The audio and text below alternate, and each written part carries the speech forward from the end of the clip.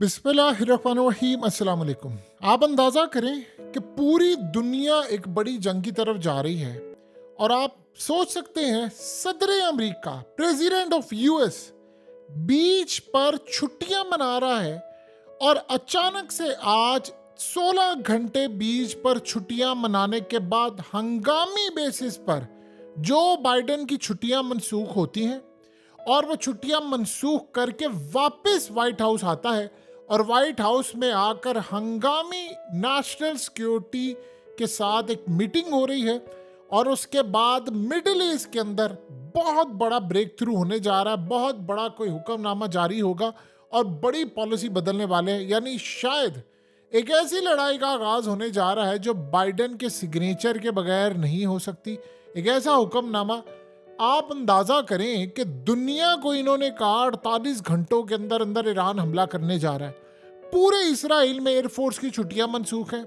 वहां की अवाम इस वक्त स्लीप डिप्रिवेशन का शिकार है, नींद नहीं आ रही, मुल्क छोड़कर लोग जा रहे हैं। मिडल ईस्ट की हालत ये है कि इसराइल की एयर स्पेस बंद हो रही है, ईरान की बंद हो रही है, एम्बेसीज क्लोज हो रही हैं, सारे मुल्क छोड़ छोड़ कर जा रहे हैं। दीगर ममालिक अपने शहरियों को कहा मुल्क छोड़कर चले जाएं। लिबनान के अंदर बैरूत में एम्बेसी जो यूएस की है वहां पर कह दिया गया है कि आप लोग फौरी तौर पर मुल्क छोड़ जाएं।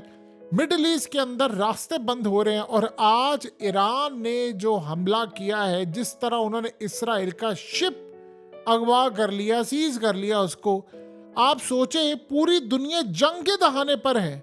और प्रेसिडेंट ऑफ यूएस पिछले 16 घंटे से, देखिए कल रात को उस बंदे ने क्या कहा है, ये समझने वाली बात है। कल आया बाइडेन और उससे अगर पूछा है कि ईरान हमला करने जा रहा है तो आप क्या कहेंगे? उसने सिर्फ इतना कहा है, डोंट, यानी उसको कह दिया कि तुमने नहीं करना।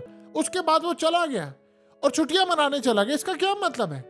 इसके दो मतलब हैं। साफ नजर आ रहा है कि अमेरिका चला रही है उनकी फौज, एस्टैब्लिशमेंट पीछे बैठकर उनका मुल्क चला रही है, और एक 80 साल बाबे को उन्होंने लगाया अब आगे दुनिया को दिखाने के लिए, और बाबे को भेज दिया उन्होंने कि जाओ तू बीच पर मजे कर जाकर, याशी कर जाकर, ताल्लुकात कायम कर, जो करना तूने कर जाकर, जो याशी करनी है पीछे संभाल लेंगे। लेकिन फिर उसके बाद एक ऐसी सूरत हाल पैदा हुई है कि अचानक हेलीकॉप्टर भेजा उन्होंने, हंगामी बेसिस पर उसकी छुट्टियां मनसूख की और बाबा जी को बुलाया है, आओ सदर अमेरिका जो बाइडेन यहाँ पर आओ, और आकर फौरी तौर पर मीटिंग में उसको लेकर गए हैं। और वहाँ कोई बड़ा फैसला होने वाला, एक ऐसा फैसला जो बाइडेन के साइंस के बगैर नहीं हो सकता। क्या अमेरिका तबाहकुन जंग छेड़ने जा रहा है, फौजें दाखिल करने जा रहा है, क्या करने जा रहा है, ये अमेरिका के ऐलान के बाद पता चलेगा एग्जैक्टली। लेकिन एक चीज तय है कि ईरान ने असल में इनके प्लान्स पर पानी फेर दिया है। देखिए दो चीजें हैं, ईरान ने बड़ा वाजिया कर दिया है। एक तो आज जब ईरान ने इजराइल का जो शिप है वो अगवा किया, तो आप जानते हैं उसके बाद ईरान ने क्या कहा, लोगों ने समझा कि शायद यही वो हमला। उन्होंने कहा नहीं नहीं नहीं नहीं नहीं, किसी गलत फहमी में ना रहिएगा, स्ट्राइक हमने करना है और हम करने जा रहे हैं, उसको ना छेड़ें कि वो क्या होगा, वो हम पूरी तैयारी कर रहे हैं। लेकिन ये तो एक साइड किक है, साइड किक यानी ये तो एक छोटा मोटा सा हमारा हमला है और इस तरह के बड़े सरप्राइज हम देने वाले हैं। अब अमेरिका के सदर को बुलाया है क्योंकि इसराइल ने इस वक्त अमेरिका को कहा है कि यही मौका आ गया है कि अब हंगामी तौर पर हम जाएं और जाकर ईरान की न्यूक्लियर फैसिलिटीज को उड़ा दें, ईरान का एटमी प्रोग्राम उड़ा दें और फिर उसके बाद खित्ते में जंग छिड़ जाए। देखिए हुआ ये है कि तुर्की से लेकर तमाम मिडिल ईस्ट की कंट्रीज ने इनको अड्डे देने से इनकार कर दिया है और कह दिया है कि आपको अड्डे नहीं देंगे हम। जब ऐसी सूरत हाल पैदा होगी तो आप उसका अंदाज़ा लगा सकते हैं कि फिर मामला कितने हद तक ख़राब है। तो आप बताइए कि इतनी तबाहकुन सूरत हाल, इतने तबाहकुन मामला जब हो रहे हैं, तो फिर क्या आने वाले वक्त में आपको इस बात का अंदाज़ा नहीं हो रहा कि अमेरिका क्या करने वाला है? देखिए गालिबन 2 3 4 तरह के फैसले जो हैं वो सामने आएंगे। एक फैसला ये हो सकता है कि अमेरिका अब अपनी बड़ी तादाद के अंदर फौजें वहाँ रवाना करे, उसका ऑर्डर जारी कर दे, ईरान के खिलाफ वॉर डिक्लेयर कर दे, क्योंकि अब इसराइल ने कहा है कि हमने ईरान से इसका बदला लेना है। देखिए वो स्टेट ऑफ हॉर्मस बंद करने जा रहा है, जहाँ से तेल आता है, शिप जा रहे हैं, सब कुछ अगर वो बंद कर देता है तो पूरी दुनिया में 30% महंगाई बढ़ जाएगी। यानी जो चीज़ आपको 1000 रुपये की मिल रही है, कल उठकर आप देखेंगे तो 1300 की भी हो चुकी होगी। तेल आपको जो मिल रहा है, इवन कि पाकिस्तान की मिसाल ले लें, तो अगर ऐसी सूरत हाल हो जाती कि वाकई वो स्टेट ऑफ हॉर्मस बंद कर देते अपनाए हॉर्मस समंदरों का रास्ता, तो पाकिस्तान में 150 रुपया लीटर पेट्रोल महंगा हो जाएगा। आप इसको उम्मीद रखें कि अगर ऐसा हुआ तो ये फिर होगा, यानी ये लाजमी उन्होंने करना है, क्योंकि पूरी दुनिया में तेल की कीमतें बढ़ जाएंगी। और हमें तो IMF ने कहना है कि कीमतें बढ़ाओ। सो पूरी दुनिया में, खाली पाकिस्तान में नहीं, इंडिया, चाइना, पूरा वर्ल्ड जो है इससे मुतासिर होगा, महंगाई रूज पर जाएगी। और सबसे बड़ी बात यह है कि अमेरिका के भी जो शिप्स आ रहे हैं वो भी तबाह होंगे अब। और ये सूरत हाल इस वक्त इतनी खतरनाक होने जा रही है कि एक मिडल ईस्ट में एक जंग का ऑर्डर देने जा रहा है गालिबन इस वक्त अमेरिका का सदर। और अब आपको बात ट्रंप की बड़ी मजेदार समझ आएगी कि ट्रंप ने जो बात की, उसने कहा 7 महीने रह गए हैं, इस पागल बाबे को मुखातिब करते उसने कहा 7 महीने रह गए और ये जंग छेड़ने वाला है।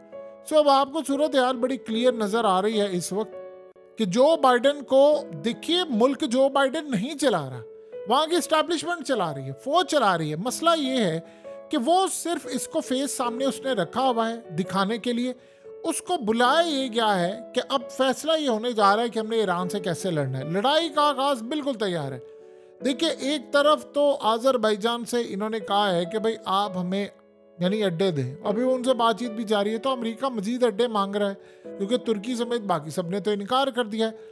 अब अमेरिका यहाँ से अड्डे अगर ले लेता है तो उसके बाद वो ईरान पर चढ़ दौड़ता है, तो फिर ईरान के साथ रूस भी जंग में कूद पड़ेगा, तो फिर जाहिर सी बात है फिर चाइना की भी एंट्री होगी।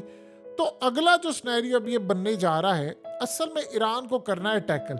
ये जो इस वक्त सूरत हाल है, सबसे पहले फिजिबिलिटी चेक करेंगे कि ईरान का बॉर्डर किन किन ममालिक के साथ लगता है, क्या वो ममालिक हमें अड्डे देंगे।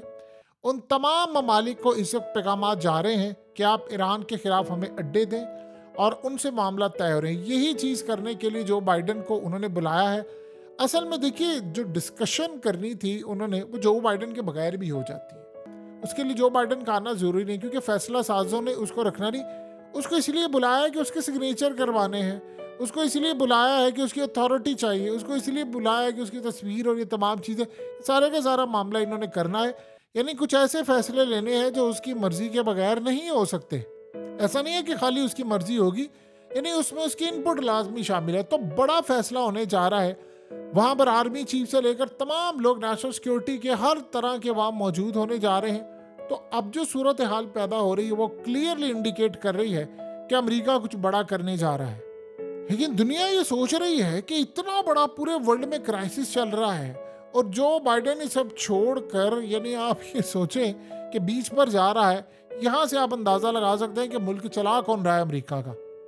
आप यहाँ से अंदाजा कर सकते हैं कि अमेरिका को चलाने वाले कौन से लोग हैं और वो कितने नॉन सीरियस हैं। यानी जो फ्रंट पर नजर आते हैं, असल प्लेयर्स तो वही हैं जो पीछे बैठकर डोरियां हिला रहे हैं। देखिए, एक बात समझिए जरा कि क्या ऐसी जल्दी है कि इस वक्त ईरान पर हमला करना है। ईरान पर असल में इसराइल ने कहा था मई से पहले पहले, मई एंड होने से पहले पहले हमला करना है। अगर आप देखें तो इस वक्त सूरत हाल ये है कि तकरीबन ऑलमोस्ट अप्रैल का मिड होने वाला है।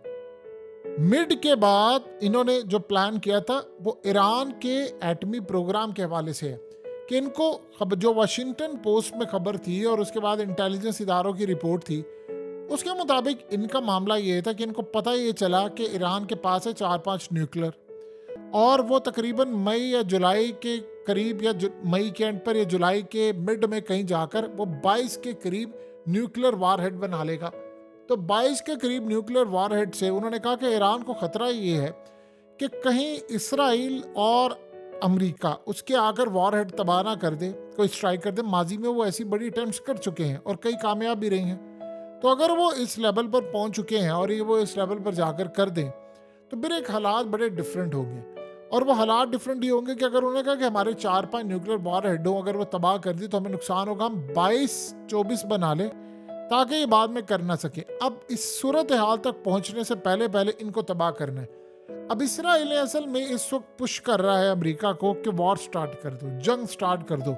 देखिए, हुआ क्या है कि इसराइल ने जब इनकी एम्बेसी उड़ाई है तो उसने असल में वो चाह भी ये रहा था कि ईरान हमला कर दे मुझ पर हमला कर दे, मैं उसके साथ 2-4 हमले खुद बीच में भी करके, जाली करके तो नाम लगा दो, हाँ जी इन्होंने कर दिए हैं, तो पूरे वर्ल्ड को साथ मिलाऊं और ईरान पर चढ़ दौड़।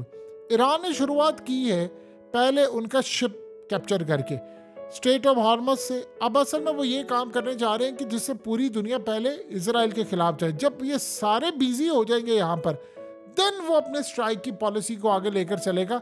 देखिए इस वक्त चीज एक बड़ी क्लियर हो गई है कि अमेरिका को कोई भी इस वक्त फौजी अड्डा देने को तैयार नहीं, कोई अमेरिका को सपोर्ट करने को तैयार नहीं। मिडिल ईस्ट के अंदर स्पेशली अमेरिका के हवाले से सबसे अहम तरीन काम यह है कि अमेरिका की पोजीशन बड़ी इस वक्त वीक हो चुकी हुई है। यानी अमेरिका के पास इजराइल को बचाने के लिए एक लास्ट ऑप्शन ही है कि या तो अज़रबैजान चला जाए या फिर वो अपने बहरी बेड़े जो है या एयरक्राफ्ट कैरियर जो है वो समंदरों में लेकर जाए कि वहां से वो जाकर रोकने की कोशिश करे। इसके अलावा तो कोई ऑप्शन उसके पास मौजूद ही नहीं है। अब बाइडेन ने आते साथ ही यानी मीटिंग में वो आया और आते साथ ही उसने कहा है कि फौरी तौर पर ये शिप रिलीज करो। ये है पहला हुक्मनामा जो जारी हुआ है। ईरान ने क्या शिप रिलीज करना है, ईरान क्या हूसियों ने आज तक नहीं किया, तो इन्होंने क्या करना है। नेक्स्ट सिनेरियो ये होगा कि ठीक है अगर तुम ये नहीं करने जा रहे तो हम तुम पर हमला करने के लिए आ रहे। देखिए वजह कोई भी चाहिए हो, ईरान पर एक जंग डिक्लेयर करना इस वक्त इसराइल की बड़ी जिम्मेदारी है ताकि वो फलस्तीन में होने वाले इशू से तवज्जो हटा सके। और जितने साल उसने मेहनत की है यूरोप और दीगर ममालिक को ईरान के खिलाफ करने की, वो मेहनत उसकी बड़ी हद तक कामयाब हो जाए। देखिए एक बात ज़हन में रखिएगा कि तूफान आने से पहले बिल्कुल एक खामोशी होती है। ईरान ने अभी ये जो काम किया है कि उन्होंने शिप इनका यानी अगवा किया, उसके बाद से आप ये देखें कि तमाम बड़ी बड़ी जो कंपनीज हैं स्पेशली इजरायली और अमेरिकन, उन शिपिंग कंपनीज को हंगामी बेसिस पर ऑर्डर जारी हुए कि आप स्ट्रेट ऑफ हॉर्मस से यानी अपना रुख मोड़ लें और रेड सी से भी मोड़े और अफ्रीका की जानिब आए। यानी प्रॉब्लम ये है कि अब अमेरिका को आज उन्होंने पैगाम दिया। देखिए होसी तो ऑलरेडी अमेरिका के खिलाफ है, वो आपको पता है अफ्रीका से होकर जा रहे हैं, लेकिन यहाँ पर उन्होंने इनको पैगाम दिया है कि अगर तुम लोग बाज नहीं आते तो फिर यहाँ पर तुम्हारे अमेरिका से लेकर तमाम ताकतों के खिलाफ ऑपरेशन होगा। वहाँ से सारे शिप मोड़ कर जा रहे हैं और आज इंडिया को बड़ा गुस्सा था, शिप असल में इंडिया जा रहा था। तो ईरान के और इंडिया के ताल्लुकात पाकिस्तान की निस्बत तो कम से कम ईरान के इंडिया से ताल्लुकात बहुत अच्छे हैं। यानी जो ताल्लुकात इंडिया के ईरान के साथ है वो शायद हमारे भी नहीं है ईरान के साथ। तो ईरान के साथ उनके ताल्लुकात बड़े अच्छे हैं, अफगानिस्तान के साथ बड़े अच्छे, लेकिन उसके बावजूद ये शिप जा रहा था इंडिया। तो ईरान ने एक बड़ा क्लियर पैगाम दिया है इंडिया को भी कि आपने अगर इसराइल के साथ आने की कोशिश की तो हमारे गजब का निशाना आप भी बन सकते हैं। देखिए दूसरी जानिब इसराइल ने काम ये किया है कि एक जानिब वो प्लान ये कर रहे हैं कि हम ईरान पर एक वॉर डिक्लेयर कर दें। अगर ये जंग उन्होंने छेड़ दी तो याद रखिएगा कई यूरोपियन कंट्रीज इसमें आ जाएंगी और साथ ही आपको वेस्ट बैंक के अंदर इतनी बड़ी जंग छिड़ती नजर आएगी कि आप सारी जंगों को भूल जाएंगे। और आपने कभी भी नहीं ये बात भूलनी कि मुकद्दस मकामात इजराइल के निशाने पर है। ये बात आप याद रखिएगा। वो मकामात जो मुसलमानों के लिए तीसरी अहम तरीन जगह है और बहुत सारी चीज़ें, सारी की सारी इसराइल उनको अपने निशाने पर लेकर बैठा हुआ है। इन लोगों ने किसी सूरत नहीं छोड़ना इसको। यानी वो वेस्ट बैंक में भी एक जंग छेड़ देंगे। देखिए दुनिया में क्या हुआ है, आप अगर 48 घंटों में देखें या उससे पीछे एक हफ्ते में भी चले जाएं तो लोग क्या डिस्कस कर रहे थे कि इसराइल फलस्तीन में ये कर रहे। पिछले एक हफ्ते से क्या डिस्कस हो रहा है कि इसराइल ने ईरान की एम्बेसी उड़ाई, ईरान अब उस पर हमला कर रहा है, स्ट्राइक कर रहा है। आज क्या डिस्कस हो रहा है, आज डिस्कस ये हो रहा है कि ईरान ने उनका शिप अगवा कर लिया, बाइडेन की छुट्टियां मनसूख हो गई हैं, बाइडेन आ गया और आकर वो हमला करने के लिए तैयार है। उससे पहले क्या डिस्कस हो रहा था कि जी रूस के अंदर हमला हुआ है और दाइश नाम है। ये सारी चीज़ें आप गौर करें तो तवज्जो किन चीज़ों से हटाया जा रहा है। आज गजा की कोई बात कर रहा है, आज फलस्तीन की कोई बात कर रहा है कि क्या हुआ वहाँ पर, लोगों का क्या हाल है। नहीं, आपने गौर किया है कैसे पहले रूस का मामला शुरू हुआ फिर ईरान का। वरना देखिए आप एक बात बताइए, ईरान की एम्बेसी को उड़ाने का कोई तुक बनता था इसराइल की जानिब से, उन्होंने उड़ाई ना उसकी एम्बेसी। क्यों उड़ाई? क्योंकि वो उनसे जंग चाह रहे हैं। मई से पहले पहले उन्होंने हमला करना था। तो अब वो असल में यही बात है कि बाइडेन को बुलाया है कि सोकर दूर। आप सोचे, चले एक बात और भी समझ लें कि आज ईरान ने स्ट्राइक कर दिया होता इसराइल पर, बाइडेन को छुट्टियां करना क्या बनता था? इसका मतलब है कि बाइडेन को इन्होंने इन्वॉल्व ही नहीं किया। इनका ख्याल ये था कि स्ट्राइक कर देंगे, हमला होगा, हम ये करेंगे वो करेंगे। वो तो बाबा जी को जाकर बताया गया कि बाबा जी उन्होंने शिप को अगवा कर लिया और पीछे से आपके वालिद का यानी इजराइल का अब मैसेज आया है कि अब ईरान के खिलाफ जंग करनी है तो वापस आ जाएं।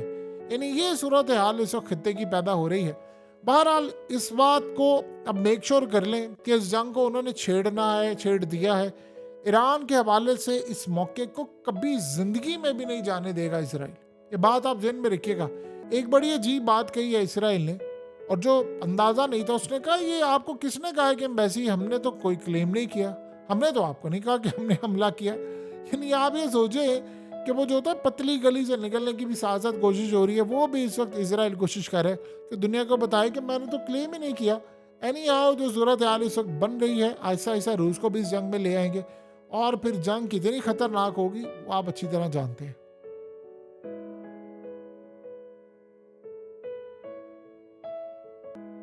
हकीकत टीवी को सब्सक्राइब करना मत भूलें, वीडियो को लाइक करें, शेयर करें और कमेंट सेक्शन में अपनी राय का इजहार ज़रूर करें।